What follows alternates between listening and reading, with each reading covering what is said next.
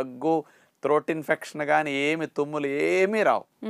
7-8 నెలలు వచ్చిన పిల్లలకు పళ్ళు పెడతారు కదా, సీతాఫలాలు వాళ్ళు నోట్లో పెట్టుకుంటే కరిగిపోతాయి. అలాంటి వారికి బాగా పెట్టండి, చాలా మంచిది ఇమ్యూనిటీకి ఇవి. అయితే డాక్టర్ గారు, మీరు మొదట చెప్పారు ఈ పండులో క్యాలరీస్ అనేవి చాలా ఎక్కువ ఉంటాయి అని. అవునమ్మా. మరి సాధారణంగా షుగర్ వ్యాధితో బాధపడే వాళ్ళు కానీ, లేదంటే అధిక బరువు ఉన్న వాళ్ళు కానీ క్యాలరీస్ ఎక్కువ ఉన్న ఫుడ్ని అవాయిడ్ చేయమని చెప్తూ ఉంటాం మనం. అవునమ్మా. మరి వాళ్ళు తినొచ్చు అంటారా?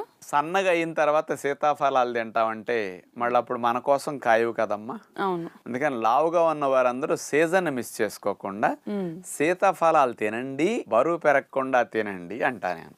ఎలా తినాలి?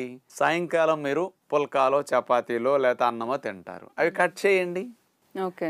2 సీతాఫలాలు 3 సీతాఫలాలు తినేసి ఏ బొప్పాయో పుచ్చకాయ పొట్ట నింపేస్తే అయిపోయా. అంటే ఇంకొకటి తగ్గించాలి, ఇది తినాలి. షుగర్ వ్యాధి ఉన్న వారు కూడా 3-4 తినకూడదు, కానీ ఒక సీతాఫలం రోజు తీసుకున్నా పెరగదు. వీళ్ళు ఎలా